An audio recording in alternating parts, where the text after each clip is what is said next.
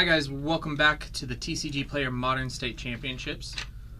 And here's us. Hi! Woo! Oh, you got it working.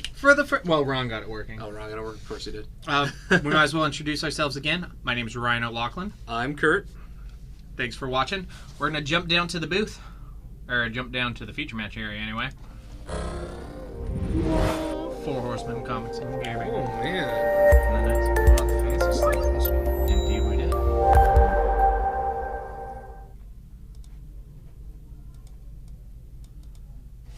One second, guys.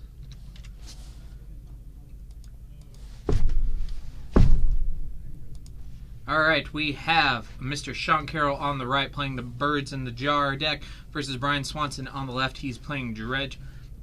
Brian's going to start off by cracking Bloodstained Mire and falling to at least 19. Looks like he already put his life to 17, so he's going to be grabbing a Stomping Grounds. I will follow suit and do the same.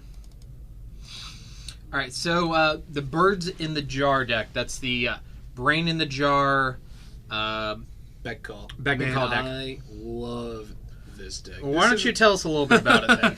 This is a fairly newish deck type. It's pretty that's new. Popped up. It's pretty janky. Basically, you're trying to get Brain in the Jar out, which lets you can tap it to put a charge counter on it. And then you can also, I think you pay 1 mana to put a charge counter on it, and then you can tap it, and you get to cast a spell from your hand with converted mana cost equal to the number of charge counters on it for free. Now, what Shawn's going to be trying to do is cast a split card called Beck Call. So one half is Beck, the other half is Call. So Beck is a 2 mana green blue spell, and basically it says for the rest of the turn that you've played Beck, whenever a creature enters the battlefield under your control, you get to draw a card. And then the other half, which is Call, costs I think 6 mana. It's white blue. It lets you put 4 bird tokens into play. So if you play them both at the same time, you'll basically get 4 birds and you'll get to draw 4 cards. Now the cool thing about Brain in the Jar is that you can tick it up to 2 and use it to cast Beck. But when you're casting Beck, because of the way that Fuse works on the split cards, he can actually choose to cast both at the same time. And now here's the card, because I was too slow to bringing it up. But thank you. Oh, excellent. Hey, check that out. That's Thank you cool. for giving us that great explanation of what this deck's trying to do. Now we see that on Brian's turn 1, he shocked in the Blood Crypt, and he cast Faithless Looting to pitch a couple cards into his graveyard. Shawn played Celestial Colonnade. Yeah. And now what exactly is going on with Brian here, for those who are unfamiliar with the Dredge archetype? Oh, Dredge. So, it looks like he cast another Faithless Looting and had several Dredgers in his graveyard. Used those Dredgers to replace the draws off the Faithless Looting to mill the top X number of cards off the top of his deck, which triggered a Narcomoeba and a Prized Amalgam to come into play. Looks like he also cast a Cathartic Reunion there, it looked like, as well. Which is basically almost the same as Faithless Looting, but more cards. You're right. So, and now, Narcomoeba, when it enters the graveyard directly from your library, you get to put it into play for free. Prized Amalgam, whenever a creature enters the battlefield from your graveyard, you get it back at the end of your turn, tapped, I believe. Tapped. And it's Bonnie and Clyde. They were just meant to be together. Okay, here's Path to Exile for the Prized Amalgam. Brian's going to go search up a mountain, I believe, and Shawn's going to take 1 and fall down to 19. Yep.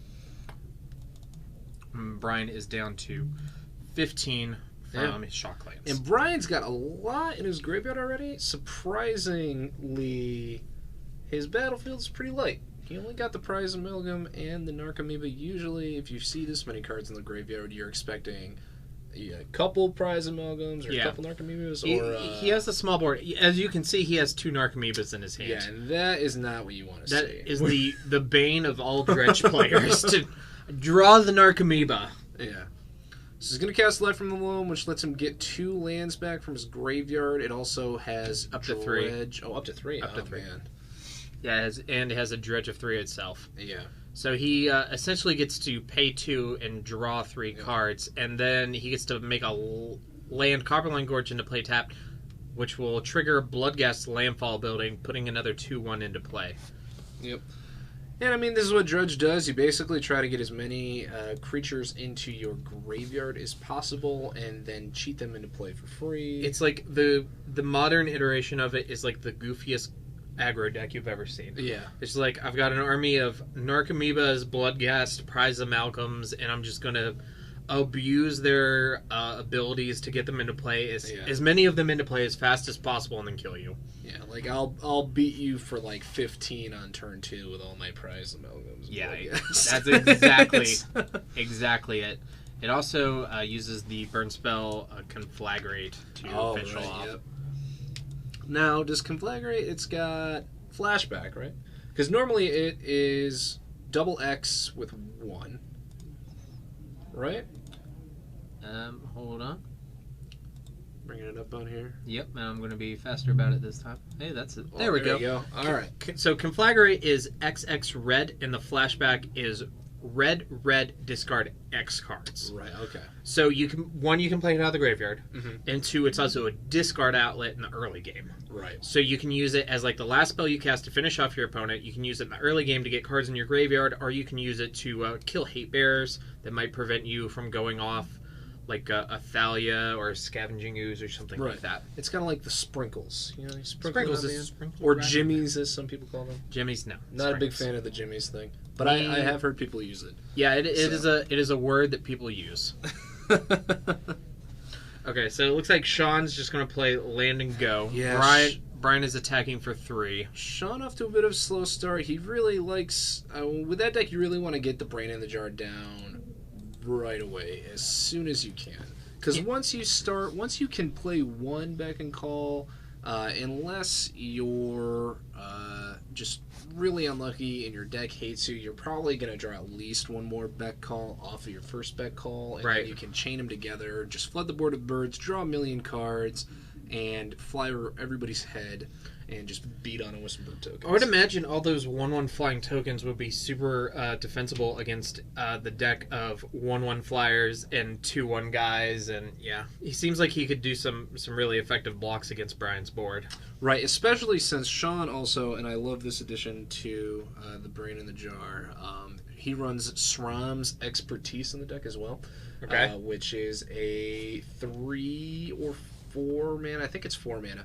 It lets you put 3 1/1 colorless servo artifacts into play, and then it's one of those, it's from the Expertise cycle from Aether Revolt, so he gets to cast a card from his hand with converted mana cost, I believe 3 or less for free, which basically is the same as Brain in the Jar, lets him Beck Call on that. So if he does that, he essentially, he winds up with 3 servos, 4 birds, and 4 cards to draw. It's quite the army. Sweet. So we see Conflagrate for Brian, as we talked about, taking Shawn down to 6. Shawn's going to Esper Charm it into turn to dig, and I'm not sure, he might be looking for land plus, does he have Supreme Verdict or Wrath? He does run Supreme Verdicts in the deck, yeah. I think he's got 2 or He has 2 Supreme Verdicts, so he's looking for any mana source plus Supreme Verdict to try and get him out of this. He does have Supreme Verdict in his hand. And here's a Ghost Quarter. I believe he's safe to cast that because it's white, blue in a generic, I believe. For Supreme Verdict. Yes, 2 white and a blue, and then a colorless for Supreme Verdict. Right.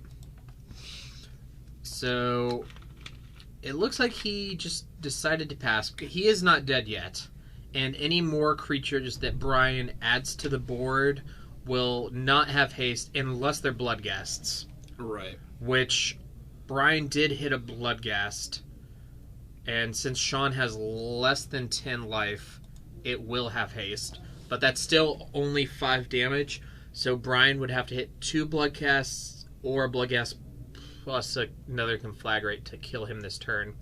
So right. Shawn went for the greedy play to try and get Brian to add to his board so he can have a bigger Supreme Verdict on his next turn.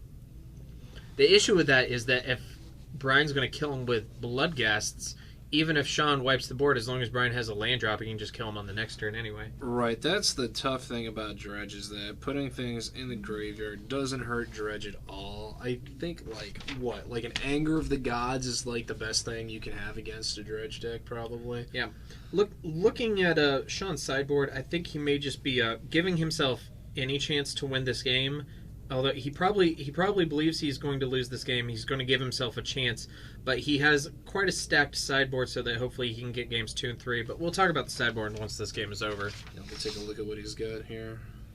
Okay, so also, Shawn could just Cryptic Command tap the team. And that's the blue fog. That works too, yeah.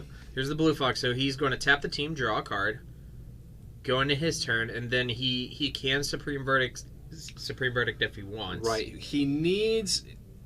What he needs here, Supreme Verdict, or honestly, his best thing that he could probably get right here is a Surround's Expertise. He'd be able to get 7 blockers, draw a bunch more cards, and that's enough blockers to block whatever Brian can dredge up at this point. Right. He'll still have it left over. He'll get his card draw engine going. That's really the key to Birds in a Jar, is you gotta get at least one bet call going. Yeah. If you can get one bet call off, you'll probably be in pretty good shape. You got a good chance of getting more bet calls.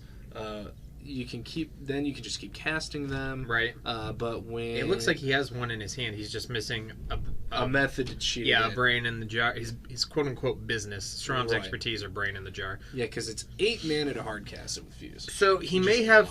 I didn't see one in his hand, but Shawn may have another Cryptic Command here or something, because he didn't cast Supreme Verdict, and Brian has 5 on board, and we're assuming that Shawn is going to want to crack that Flooded Strand at some point. Right.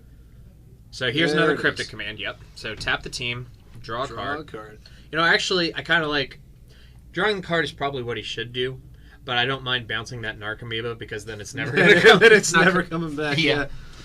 That's true. But I think he's really, Brain in a Jar at this point is too slow. He needs a SRAM's Expertise. Yep.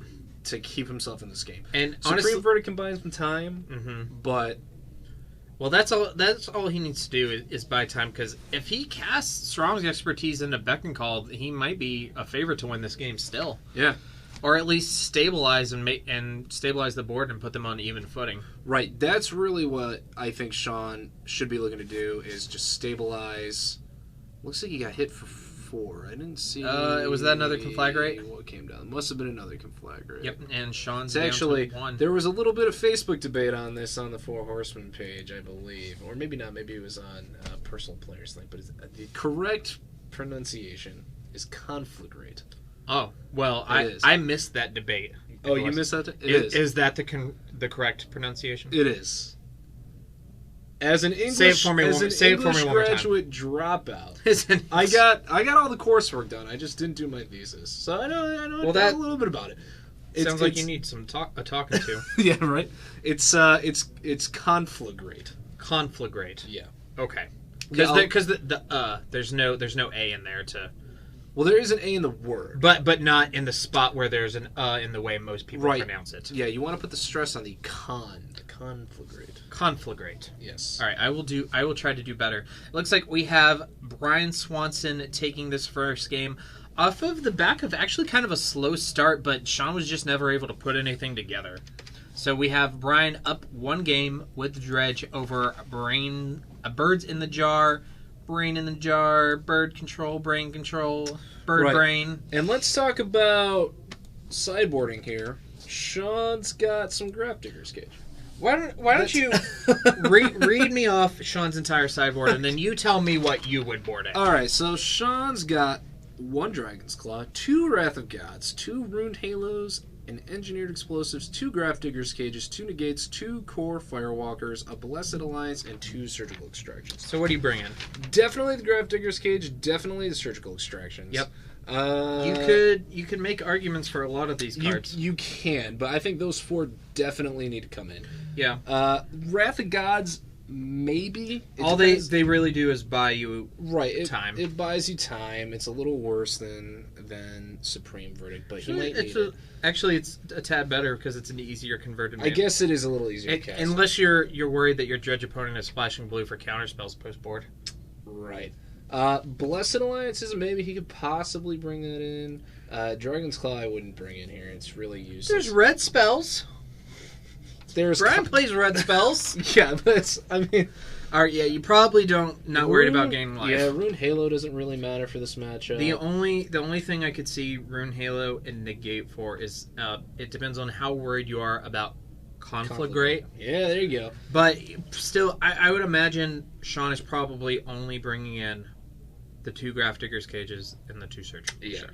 Engineer Explosives not super great. It's another board wipe. Yeah, but all the creatures in the Dredge deck are different CMCs. So it's... Bloodghast and Archimedes are 2, but Prized Amalgam is 3. Yeah. Yeah, so you can't hit them all. So I would imagine we're just going to see Shawn aggressively mulliganing to his hate spells to get a surgical extraction in. Yeah, that's and he's going to be hoping that Brian doesn't have answers like Crossing Grips and Abrupt Decay for Shawn's Grafdigger's Cage. Right, yeah, because if Grafdigger's Cage can stick, Brian doesn't have a deck, essentially. Does he? If he had Mana Confluences in his deck, he could cast his Narcomoebas to go beatdowns. You know, he could. Narco aggro. But they're 1/1s, so it's...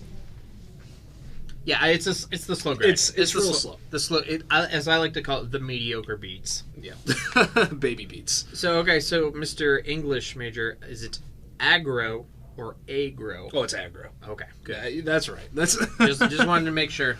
I believe the slang for aggro stems from aggression. Yeah, I always believed it was from the word aggression or aggressive or or aggressor, and it's not aggression. No, unless you are from a region where your dialect would pronounce it a little differently than the rest of us. So, which, that could exist, and that's perfectly fine. Yeah. And we're not trying to say that English is perfect, because it's one of the most imperfect languages in the world. It's the worst language in the world. But we didn't design it. No. That was another country. It's very poorly designed. English is actually a Germanic language. Mm-hmm. And it did not have a written system for a very long time. Not until... got some... looks like our camera... It may just be auto-adjusting. If it doesn't fix itself within a minute or two, by the time they start playing, we'll see what we can do. Yeah. So English. You got this Germanic speaking dialect. Speaking language. No written system, really, I guess, except for maybe some runic things here and there. It looks like the camera's back, which is good. And then when you had Christianity spread to the region, and monks and missionaries came to convert all the English pagans, they brought with them Latin. And it became this thing where all the priests and all the educated people who spoke Latin needed a way to kind of keep themselves raised up above the lesser folk, so to speak. So one of the best ways to do that back in the day was to write, because barely anybody knew how to do that.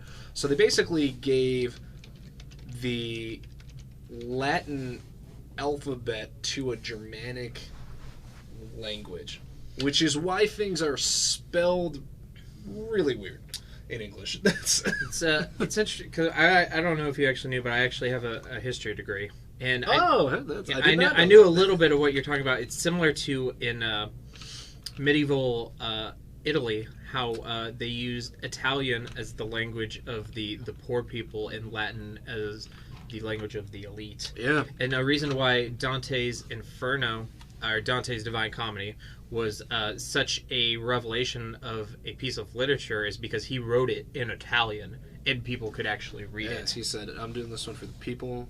Well, that was the whole... there was a lot of political reasons why Dante's Divine Comedy was written in the first place, because he was taking a lot of issues with the papacy and all that. Let's see. The Shawn mulligan down to 6 or 5. It looks like he's on his mulligan down to 6. Okay. Brian is keeping on 7. So, like I said, we're looking to see Shawn probably aggressively mulligan for his hate cards. The issue here is if Shawn goes down to 5 or 6 and keeps a Grafdigger's Cage, and Brian has Abrupt Decay or Croson's Grip, then that just kind of undoes Shawn's plan. And Brian won a fairly slow game 1. We didn't really see anything impressive. So if he has a more normalized game 2, it may put Shawn in a really bad spot. Right, and I've seen Shawn run this deck a few times now. I think this is his 3rd event with it here. He's played it the past 2 Fridays. Yeah, so he's still getting a feel for it. There is the Neonate. Neonate. Yeah, sacrifice, draw a card, discard a card. Yeah. So a big thing I'm noticing with Shawn's Birds in the Jar deck. Call it what you like. That one up. Shawn's deck. His own worst enemy is his own deck. Right. In a lot of instances. I've seen a lot of games where he's played where it's just been really slow. He doesn't get a Brain in the Jar. He doesn't get SRAM's expertise. He just doesn't get the cards he needs to bring the deck online. Yeah. It's a new archetype, and people are still working on the kinks out of it. Right, yeah. So here's Grafdigger's Cage for Shawn. And in response, Brian activates Neonate, discarding Stinkweed Dump, and then untaps and he's passing Cathartic Reunion. He's going to do some dredging. Now, so he's fishing for a way to get rid of that Grafdigger's. Yeah, so unlike something like Rest in Peace, under a Grafdigger's Cage, Brian can still set up his graveyard. Right. With like Bloodghast and Prize Amalgam, so once it's destroyed, he can come back and attack Shawn. It does that mean that Narcomoeba is going to be useless. Yeah, Narcomoeba's done. Interesting mentioning Rest in Peace, which is, I think, one of probably my favorite sideboard card for Graveyard Hate. Yeah. It's just so good. And Shawn can run it in this deck. It's in his colors. It can support it. Wonder why he goes with Grafdigger's Cage over the Rest in Peace. Most likely because he is playing Snapcaster Mage. Yes, that is true. Yeah, I always forget about that. Although, Grafdigger's Cage shuts down... Oh, it does. Snapcaster Mage you're too. right. You're right. So, and he's only playing one Snapcaster Mage. It may just be his preference. Oh, there's also the cross hate. Grafdigger's Cage also hates on the Court of Calling and Collected Company decks because it says creatures can't be cast from the library. Yeah. Can't come into play from the library. Yeah. But so the thing about Graveyard Hate is you have a wide selection and you kind of got to look at the pros and cons of all of them. Brian's going to fall down to 17 here, probably getting a Blood Crypt, I imagine. Yeah. And it looks like, I'm trying to see in his deck, we didn't see that many cards on his deck, but I didn't really see anything in there to deal with that Grafdigger's Cage so far. No, not yet. I would imagine, I'm sorry, there is an Ancient Grudge in his graveyard right now, which he can flash back for 1 green. He could flashback it if Grafdigger's Cage wasn't on the battlefield. You're right. So I am sorry. That is about a bit anti-thematic. Right. Well, he must have something still, otherwise he would have just scooped to the Grafdiggers. So there's got to be something in there that he can. Oh yeah, he has. So he's probably got a few. I'm sure Ancient Grudges. We unfortunately we weren't able to grab Brian's deck list before we had it up here. But I'm sure he has either more Ancient Grudges, Corrosive Grips, or Abrupt Decays. There's something to deal with this, or else or possibly also, he's trying to communicate. Maybe he didn't board in that. Maybe he only has that one Ancient Grudge. Maybe he's trying to make Shawn think that he does have other cards to drag this out, get some information about Shawn's deck before they go to Game 3. That is a very good and valid strategy if you are in a spot from which you cannot come back from. So we saw Shawn miss a land drop, so he chose not to crack that Flooded Strand on the last turn. Right. So then he was fortunately able to find a Polluted Delta on this turn. So Shawn is on 3 mana only, unless he sandbagged a land for some reason, which I doubt. Yeah. So, yeah, and he's going down to 19, probably looking for a basic. Yeah, and this is exactly what Shawn needed, because now what he's done, he's looking at the Ancient Grudge going, well, that's not an issue right this second. Yeah. Okay, so he's going to go down to 17. Every turn that Brian can't get rid of Grafdigger's Cage is a free turn for Shawn to set up his board. And that, when your Birds in the Jar setting up your board is like the only thing you need to do. I mean, I guess that's the case for any deck, really. But there's some explosive decks that can just come out of nowhere. It's fairly important for Shawn to make land drops. Right. And to find the pieces he needs, be it Schramm's expertise. He brought in the Rune Hail probably for the Conflagrate. I would imagine he's naming Conflagrate. I'm going to go confirm. I've got it. They're going to write it down, and they're going to show us, because this is what I have instructed them to do. What? Well, that was a great foresight on your part, and great cooperation on their part. Conflagrate. Yeah. Conflagrate. Thank you, Shawn Carroll. Excellent. So, as I mentioned when we were sideboarding, if Shawn's worried about that, that's something he can do. And another thing is, maybe you're not worried about Conflagrate, but maybe... Oh, there's the Ancient Grudge. Maybe you have so many bad cards in your main deck that you need to get out that you just bring it in because you need to board in more cards. Right, that's true. Yeah. But there's the second Ancient Grudge to take care of the Grafdigger's Cage, Right. which I think He only has one... He's only got the Thug to Dredge. But he's going to hit... But he's going to do it. He didn't really... He did hit a Faithless Looting, though. He got a Faithless Looting. But he needs a way to get that Thug back in the graveyard. His hand has got, a bunch of dredgers in it. I see a Stinkweed Imp. There was a Life from the Loam in there. Yeah, and there's a prize Amalgam. Everything in his hand he wants in his graveyard. So he's going to flashback Faithless Looting here for 2 and a red. Oh, he did have another. He did have a Life from the Loam. So he's going to dredge 3, air 2 lands and a Faithless Looting. All right, here comes, and off the second. Oh, he has a Dakmor Salvage, which is dredge 2, Thoughtseize, and Bloodcraze Neonate.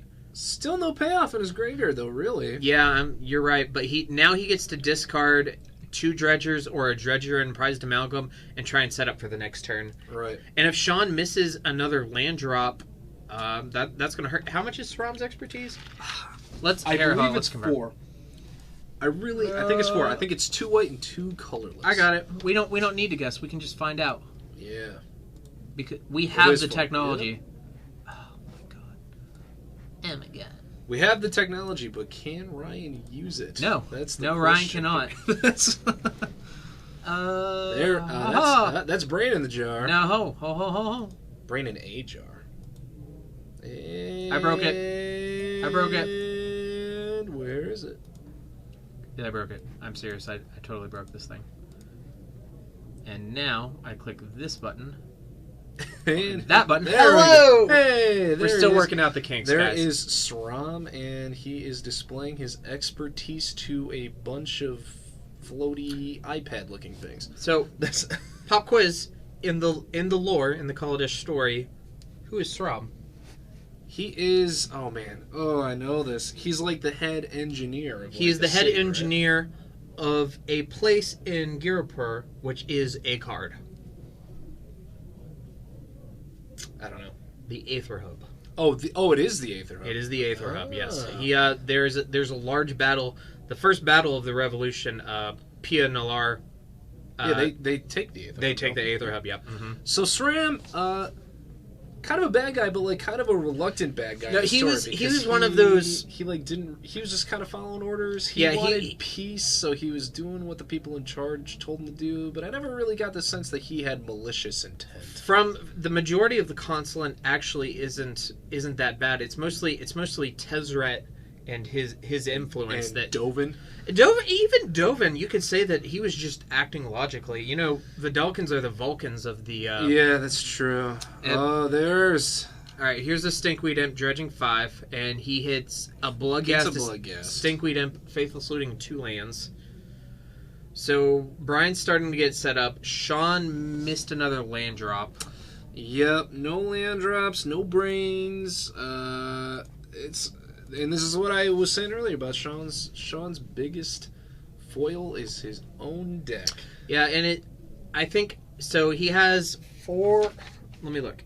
He's got 4 Beck Calls, 4 brains, 2 Srams. Okay, so he's got 6 pieces of business for the payoff card of Beck and Call. Right. But I guess the issue is that he doesn't have a lot of ways to dig. Like, if this were Legacy, he'd be using Brainstorm, Ponder, and Preordain to dig through his deck. Right. But here, he doesn't run Serum Vision. He doesn't do anything like that. He has 4 Think Twices and 3 Esper Charms. Right. And that's really That's really his biggest engine for digging. So I guess his plan, and it makes sense because he calls the deck Brain Control, is to just play the control game and use your removal spells and your board wipes and your counter spells until you get to the point that you can use these payoff cards to win the game. Hard to do without lands, though. Yeah, unfortunately, Shawn is having a mana issue right now. Which is, I mean, it's bad luck, essentially, because he's not short on lands in the deck. I'm looking at his deck list. He's got 24 lands. That's plenty. It's just a variation right here. It's just really... And, honestly, Brain in the Jar is cool. Right? Brain in the Jar is great. You definitely need 4 Brain in Jars and 4 Calls. Yep. I would almost want to have 4 SRAM's Expertise. It's a heavier mana investment than Brain in the Jar, but the payoff is sweet. I think the difference is that you're probably thinking of designing the deck in a more combo intensive, and I think Shawn is thinking the control route, more control route with the combo just being the win condition. So we have Mountain to trigger Landfall for Bloodghast, and now Brian has flashback Faithless Looting, and has just filled up his graveyard with gas. Yeah, we've got a whole bunch of Dredgers, another Bloodghast, a prized amalgam. 2 prized amalgams in there that I can see. I believe it's just the 2. I think it's just the 2 and the Bloodghast right now. So I'm going to pose this question. If you're Shawn and you draw Surgical Extraction this turn, what card are you looking to surgically extract? Probably prized amalgam. Because it's the bigger beat. It's the meat and potatoes. Yeah. There is an argument for the Bloodghast because they do haste, so... They're also probably easier to bring into play. Yeah. If you take that's true, because if you take the Bloodghast out, he doesn't have a great way to get the prize amalgams back. Here's Muddle the Mixture for Shawn Carroll. And what is he going to transmute? Find out. Probably Brain. That might be a reason to bring in Engineered Explosives, too, since you have transmute cards. True. Well, he's passed by a bunch of Brains, so I don't know what he's looking for. He also passed by another Grafdigger's Cage. Yeah. So he's going to get... Declaration in Stone. So that's interesting. That's an exile spell. Let me pull up the text. Believe you exile target creature and all other creatures that share a name with it until... Oh, no, it's a sorcery, right? Yeah. Here, we're just going to bring it up. All right. We'll give Ryan another shot to figure this out. Practice makes perfect. Did it? Oh, there we go. Woo! Did you see that? All right, so Declaration in Stone. 1 and a white sorcery. Exile target creature and all other creatures its controller controls with the same name as that creature. That player investigates for each non-token creature exiled that way. So he wants to wait for the Bloodghast then, I guess. Probably. And then try to turn him into architecture. That's just boom. Just Nahiri just throwing vampires left and right, so Soren comes home and he's like, "The heck, Nahiri." It's really kind of a grim scene, Declaration. It's an extremely grim scene. Yeah, you think about that. It's creative. I've never really seen that show up in any other story or anything that I've seen where you are just putting people's bodies inside of stone. Apocalypse from X-Men Apocalypse. He does do that. He does do that. That's true. Yeah. And I'm a big X-Men fan, and that's not something that comes up in the comic books a lot. But in the movie, he did put people into walls. He did that to Cyclops at the end. Yeah. Spoilers, by the way. All right, let's get back in the... It could be like putting them in carbonite too, but only putting half of them in carbonite. Yeah. It's 1/2 Han Solo. Yeah. All right, so here's an attack for 2. Shawn's down to 14, and a Stinkweed Imp is put into play. Shawn's down to 14. And could he have even grabbed Grafdigger's Cage with Muddle the Mixture? Because I thought with Transmute, the mana cost had to be exactly the same. I thought it had to be... No, yeah, you're right. My bad. So... Transmute isn't one that comes up too often for me. No brain, though. So he might have had a brain in hand, but I don't know why he wouldn't put it down yet. Maybe he just thought the brain was too slow. He may also... wait, brain's only 1 mana too, isn't it? Well, here's the thing. Maybe he doesn't want to expose Brain in the Jar to artifact destruction if he doesn't have Beck and Call. That's true. I think Brain is only one, too, so I don't even think he could have gotten it. And Brian does have another Ancient Grudge in his graveyard. Right. So if Shawn just preemptively throws out a Brain and it gets grudged. Right. So now Shawn's got some juicy targets for Declaration Stone. He can go for the Bloodghast or the Prize Amalgams. Right. It does give Brian a ton of clue tokens, though, which he can definitely abuse because he can replace the draw of the clue token Dredge. Yeah. But, I mean, taking Prize Amalgams or Bloodghast permanently offline is pretty advantageous as well. I agree. If he could Deck and Stone one, another rune, and then Snapcaster Deck and Stone the other, he'd be in a really good spot. I bet you names Prize Amalgam here. I would imagine you name Prize Amalgam, and then if he actually, I would name Bloodghast and then Deck Stone the Prized Amalgams on the next turn. He named Prize Amalgam. I can see him writing it. Thank you, Shawn. So you're a doll. He is stemming the immediate tide of damage. Right. And that just takes those offline. Really, Brian can find an Ancient Grudge again, really, but... Oh, actually, I didn't realize there was a second Bloodghast under the... Oh, a third. Oh, my. Oh, see? Well, now there's more value for his Declaration in Stone, too. You're right. So... And also more clue tokens for Brian. It's not clear which way you... Yeah, but Brian can dredge all he wants. If he doesn't have Bloodghast and Prize Amalgam, he doesn't have a way to... Narcomoeba, son! Get in there, Narcomoeba! He's the real Stormcrow. I have no love for Narcomoeba whatsoever. And Brian draws Narcomoeba. There you go. See? Narcomoeba's like, I don't know, man. I have to be careful about my shouting, make sure players don't hear us.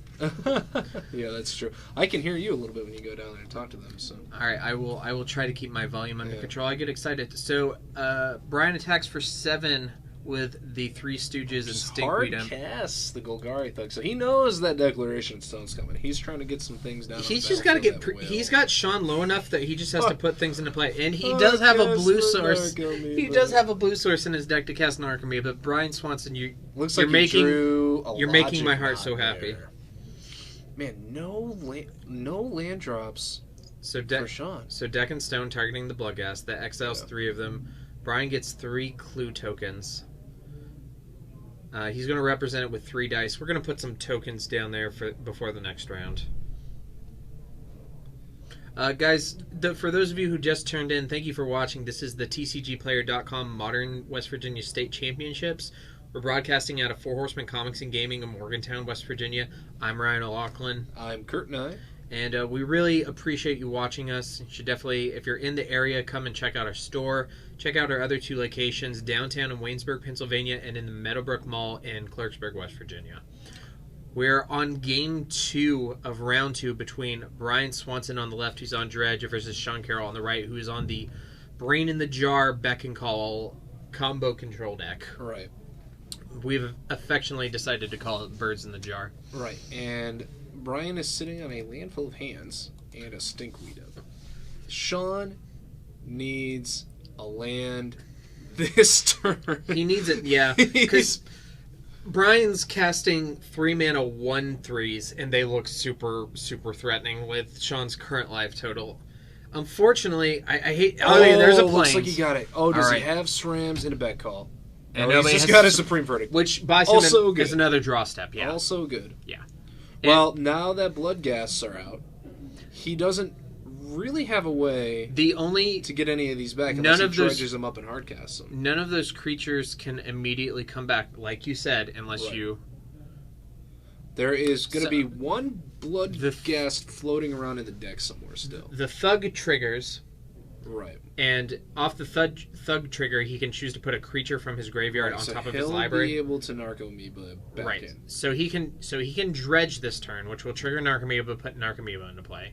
And here's another prize. So he's going to get all these prized amalgams back. But they're useless. They've got Ruined Hail because of the Ruined Hail. Yeah, they can't do anything.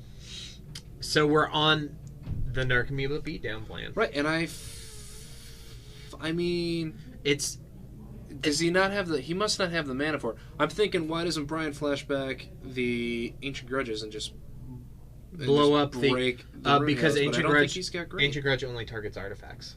No enchantments. Oh, it's not artifact and enchantment? Mm-hmm. Wow. Yeah, I know that. Well, that's the downside. When they decided to give it flashback for one, they had to give it some kind of downside. Yeah, that makes a lot more sense. Well, those rune because are looking a lot better now. Shawn should be dead by now if he could have just flashbacked and killed the one that says prized amalgam. Right.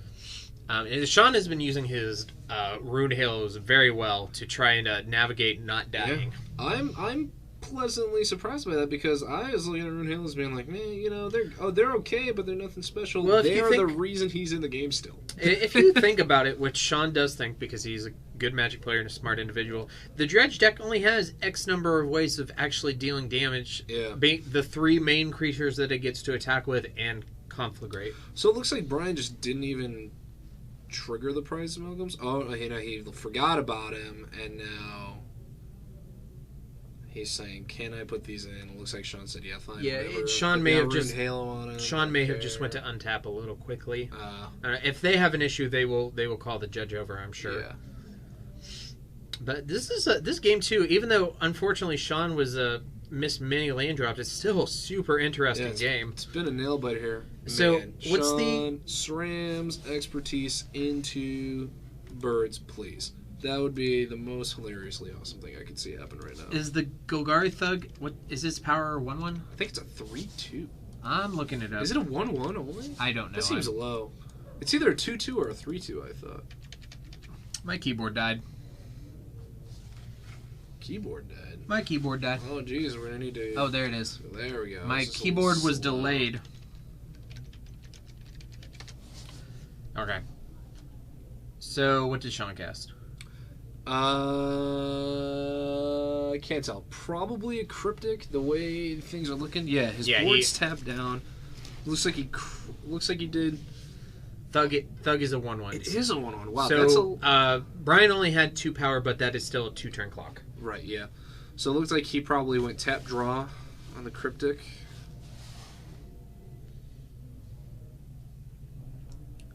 Travis Smith would be awesome if you guys did 40K matches too, he says. We actually are working on that. I am talking with our 40K tournament organizers, John Williams and Jerry Toppins. We are going to be training them on our streaming equipment at some point in the near future. And they will be, I don't know if they're going to stream tournaments or if they're going to comment on some pre-recorded matches, but they're going to do, I know they're at least going to do some product openings. They're going to do something. So sweet. We actually, we've had this streaming equipment for a while and we've been using it for Magic, but we're starting to train our tournament organizers and judges in our other communities, notably Pokemon, Force of Will, 40K, and X-Wing. So you can expect more content on our Twitch, Facebook, and YouTube pages from those gaming communities in the coming weeks and months. Yep, we are branching out because we love all games here at Four Horsemen. Right.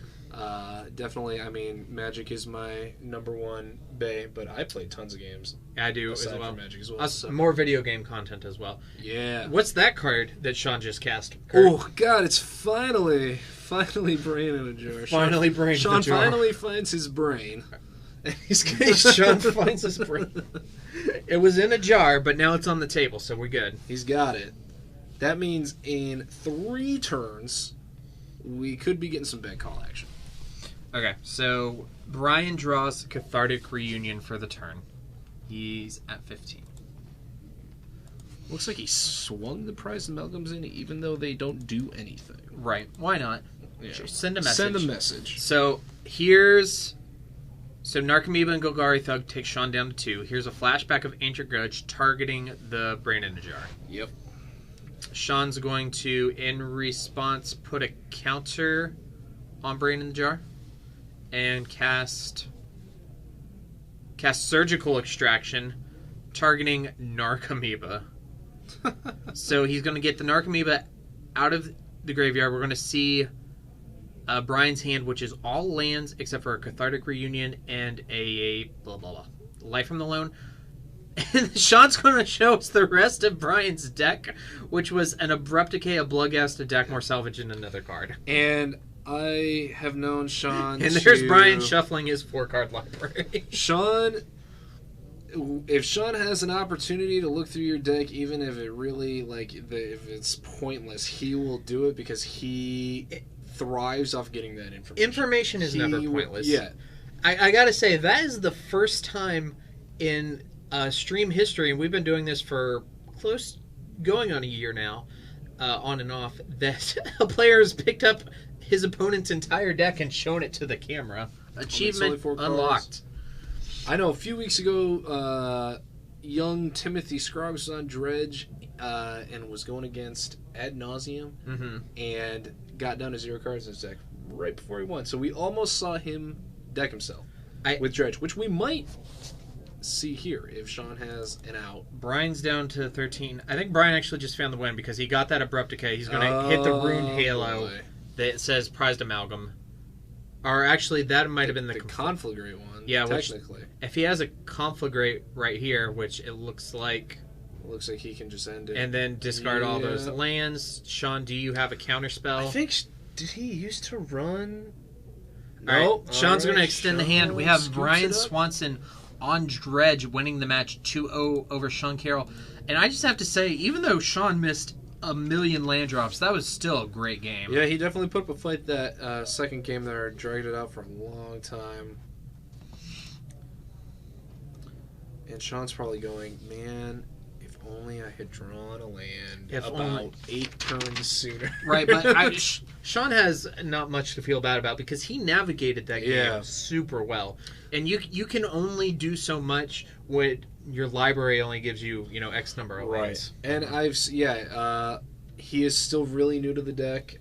Only used it 3 times here at the store. It's a new deck, yeah. Yeah, it is a newish deck. It's not really been experimented with that widely. Hasn't really seen any sort of pro-level play yet. The true list hasn't been fleshed out. You're not really sure, should it go in a more combo direction, more of a control direction? What is it? Yeah. But he definitely is demonstrating his proficiency with navigating the deck. I definitely think is getting better each time he runs it. It surprised me with how effectively he used those Runed Halos. Right. So I think that's definitely some proof that he knows more about the deck than me at this point. And for sure. I would in no way ever assume that I know anything more about Esper color cards than Shawn Carroll does.